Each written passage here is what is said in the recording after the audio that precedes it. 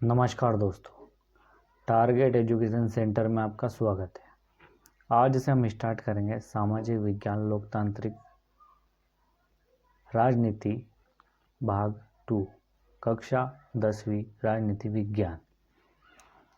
हमने पिछले क्लासों में भूगोल कंप्लीट कर लिया है। अब हम कंप्लीट करने जा रहे हैं राजनीति विज्ञान 10th क्लास की पॉलिटेक्निक साइंस, जिसमें सत्ता की साझेदारी इसमें चैप्टर रहेगा, संघवाद, जाति धर्म और लैंगिक मसले, राजनीतिक दल और लोकतंत्र के परिणाम। आज हम देखेंगे इकाई 1 का अध्याय 1, सत्ता की साझेदारी। इसका परिचय, इसमें शॉर्ट नोट्स की तरह आप इसको यूज़ कर सकते हो और अपना स्कोर इसमें पढ़कर बढ़ा सकते हैं, जो कि जल्दी से इसको ख़त्म किया जा सकता है। आप इसे स्पीड में भी देख के जल्दी से ख़त्म कर सकते हैं। अब हम पढ़ेंगे परिचय, सत्ता की साझेदारी का परिचय। इस अध्याय के साथ हम लोकतंत्र की उस यात्रा को आगे बढ़ाएंगे जो पिछले साल, जो आपने 9th में पढ़ी होगी, ये उसके परिप्रेक्ष्य में बोल रहे हैं। पिछले साल हमने देखा था कि लोकतंत्र व्यवस्था के सारे ताकत किसी एक अंग तक सीमित नहीं, क्योंकि इसमें विधायिका कार्यपालिका और न्यायपालिका के बीच पूरी समझ के साथ सत्ता को विकेंद्रीकरण देना लोकतंत्र के कामकाज के लिए बहुत जरूरी है। पहले 3 अध्याय में हम सत्ता के बंटवारे पर सोच विचार को आगे बढ़ाएंगे। आइए हम बेल्जियम और श्रीलंका को कथाओं के साथ शुरुआत करते हैं। ये दोनों घटनाएं बताती है कि विभिन्न लोकतांत्रिक शासन पद्धतियों सत्ता के बंटवारे की मांग से किस तरह से निपटाती है। इन घटनाओं को यह समझने के लिए कुछ मदद मिलेगी आखिर लोकतंत्र में सत्ता के बंटवारे की शुरुआत क्यों होती है। इससे हम सत्ता के बंटवारे के उन रूपों पर बातचीत कर सकेंगे जिनकी चर्चा अलग से 2 अध्याय में की गई है।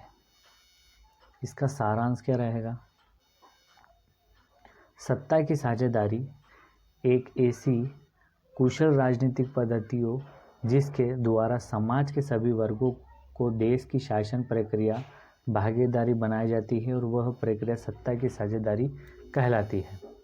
सत्ता का बंटवारा जरूरी है क्योंकि इससे विभिन्न सामाजिक समूहों के बीच टकराव का अंदेशा कम हो जाता है। उन देशों की साझेदारी की व्यवस्था बढ़ती है जहां कोई सामाजिक विभाजन भी न हो। हर देश में विधायिका और कार्यपालिका न्यायपालिकाओं को मिलाकर चलना पड़ता है, नहीं तो संवैधानिक गतिरोध कभी भी पैदा हो सकता है। केवल यही नहीं, केंद्रीय प्रांतीय स्थानीय सरकारों को भी सत्ता की साझेदारी नियम पर चलना पड़ता है, अन्यथा लोकतंत्र सिद्धांतों को ठेस पहुंच सकती है। जिन देशों में क्षेत्रीय भाषा और जाति आधार पर विभाजन हो, वहां पर सत्ता की सवारे का और भी महत्व बढ़ जाता है, अन्यथा इसमें कोई भी चिंगारी दावा नहीं के रूप में लेकर देश के सारे ताने बाने को जाकर रख सकती है। सामाजिक टकराव आगे बढ़कर अक्सर हिंसा और राजनीतिक अस्थिरता के रूप में लेते हैं। इसलिए सत्ता की सत्ता में हिस्से के देने के रूप में राजनीतिक व्यवस्था के स्वाभाविक के लिए अच्छा है। आगे हम देखेंगे लोकतंत्र का मतलब ही होता है कि लोग इस शासन और व्यवस्था के अंतर्गत इसके बीच सत्ता को बांटा जाए। इसलिए वेद सरकार वही है जिसमें अपनी भागीदारी के माध्यम से सभी समूह शासन व्यवस्था से जुड़ते हैं। लोकतंत्र का एक बुनियादी सिद्धांत है कि जनता ही सारे राजनीतिक शक्ति का स्रोत है।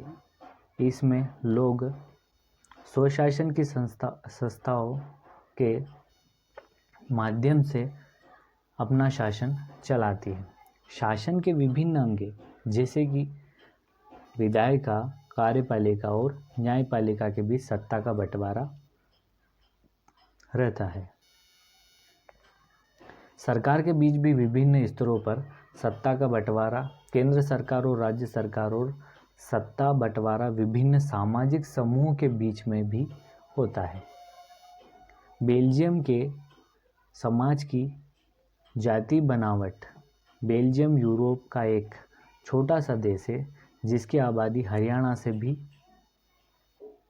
कम है, परंतु इसके समाज की जाति है बनावट बड़ी जटिल है। इसमें रहने वाले 59% लोग डच भाषा बोलते हैं और 40% लोग फ्रेंच बोलते हैं। बाकी 1% लोग जर्मन बोलते हैं। ऐसे भाषाई विभिन्नताओं कई बार सांस्कृतिक और राजनीतिक झगड़े का कारण बन जाता है, परंतु बेल्जियम के लोगों ने नवीन प्रकार की शासन पद्धति अपनाई और सांस्कृतिक विविधताओं एवं क्षेत्रीय अंतरों से होने वाली आपसी मतभेद को दूर कर दिया। उन्हें बार बार संविधान में संशोधन इस संसार से किया कि वह किसी भी व्यक्ति को बेगानेपन का एहसास न हो और सभी मिलजुल कर रह सके। सारे विश्व बेल्जियम की इस साझेदारी की दात देते हैं। यह बेल्जियम देश है, आप देख सकते हैं। यहाँ पर जर्मनी भाषा लगभग इतने क्षेत्रों में बोली जाती है और डच भाषा लगभग ये पीला दिख रहा है, इतने क्षेत्र में डच भाषा बोली जाती है।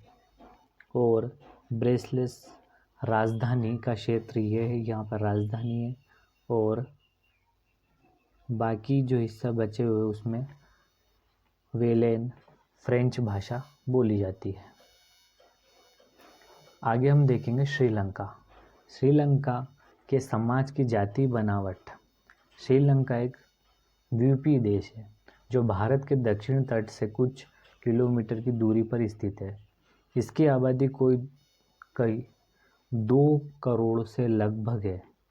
इसकी आबादी लगभग 2 करोड़ के आसपास है, अर्थात हरियाणा के बराबर। बेल्जियम की भांति यहाँ भी कई जाति समूह के लोग रहते हैं। देश की आबादी का कोई 74% भाग सिंहलियों का भाषा बोली जाती है, जबकि कोई 18% लोग तमिल बोलते हैं। बाकी भाग अन्य छोटे छोटे जाति समूह जैसे ईसाई, मुसलमानों का है। देश युद्ध पूर्व भागों में तमिल लोग अधिक है, जबकि देश के बाकी हिस्से में सिंहली लोग बहुसंख्य में है। यदि श्रीलंका में लोग चाहते तो बेल्जियम की भांति अपनी जातीय मसले का कोई उचित हल निकाल सकते हैं, परंतु वहाँ के बहुसंख्य समुदाय अर्थात सिंहलियों ने अपने बहुसंख्यवाद को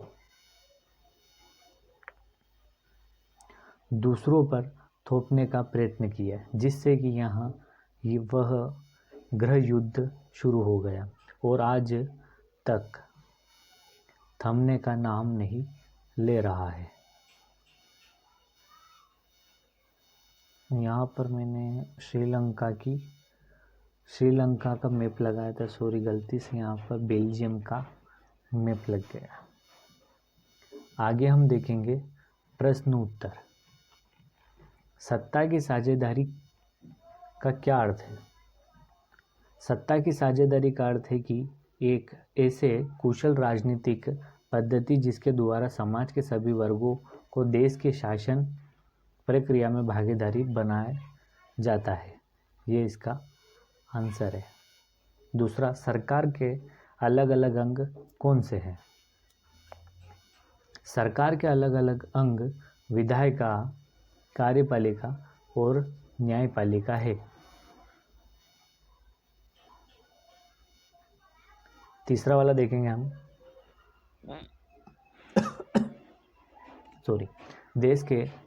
देश में सत्ता की साझेदारी की क्या आवश्यकता है? देश में सत्ता की साझेदारी की आवश्यकता इसलिए है ताकि कोई भी वर्ग यह महसूस ना कर सके कि उसकी अवहेलना हो रही है। वास्तव में सत्ता की भागीदारी लोकतंत्र का मूल मंत्र है। अब हम देखेंगे चौथा, महत्व बहुसंख्यवाद का क्या अर्थ है? बहुसंख्यवाद का क्या अर्थ है? बहुसंख्यवाद एक ऐसी मान्यता है जिसके अंतर्गत कोई समुदाय बहुसंख्य होने के नाते अपने मनचाहा ढंग से समाज के फैसलों को प्रभावित कर सकता है। अब हम देखेंगे पांचवा, आधुनिक लोकतांत्रिक व्यवस्था में सत्ता की साझेदारी के अलग अलग तरीके क्या है? इसमें प्रत्येक एक उदाहरण भी दे। अब उदाहरण भी देंगे हम। आगे हम देखेंगे तो सत्ता की साझेदारी और बंटवारे के विभिन्न तरीके। आधुनिक लोकतांत्रिक व्यवस्था में सत्ता की साझेदारी अलग अलग तरीके से निम्नलिखित है। अब अलग अलग तरीके से हम देखेंगे कि सत्ता के बंटवारे का पहला रूप हम सरकार के 3 अंगों विधायिका, कार्यपालिका और न्यायपालिका में सत्ता के बंटवारे में मिलती है। जैसे भारत के संविधान में शक्ति का विभाजन विधायिका, कार्यपालिका और न्यायपालिका में कर रखा है। शक्ति के ऐसे बंटवारे को क्षैतिज वितरण कहा जाता है। सत्ता के बंटवारे का दूसरा स्वरूप हमें सरकार के बीच विभिन्न स्तरों में सत्ता के बंटवारे में मिलता है। सारे देश के विभिन्न केंद्र सरकार होती है।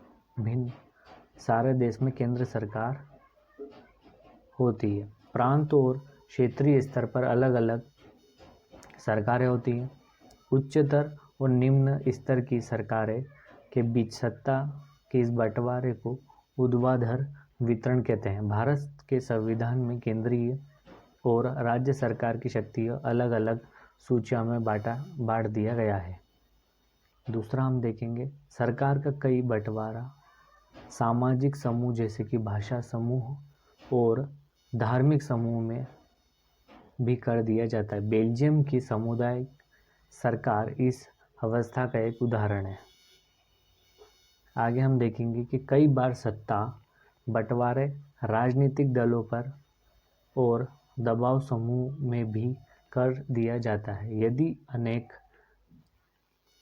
पार्टियां मिलकर सरकार का निर्माण करती है तो सत्ता का बंटवारा विभिन्न पार्टियां में कर दिया जाता है। कई बार इन पार्टियों में किसी विशेष विभाग के लिए ही होड़ लगी रहती है। जैसा कि हमने आज से राजनीति विज्ञान स्टार्ट की है, आप ऐसे ही अपने स्कोर बढ़ाने के लिए इसे तेज़ी से पढ़ सकते हैं और बार बार रिवीजन करके आप अपना स्कोर भी बढ़ा सकते हैं। आप इस चैनल को लाइक करें, सब्सक्राइब करें और शेयर करें। और यह जो दिया हुआ है जैसे कि टेलीग्राम, आप जाकर टेलीग्राम पर यह PDF ले सकते हैं। इस चैनल को लाइक करें, सब्सक्राइब करें और शेयर करें। थैंक यू सो मच दोस्तों।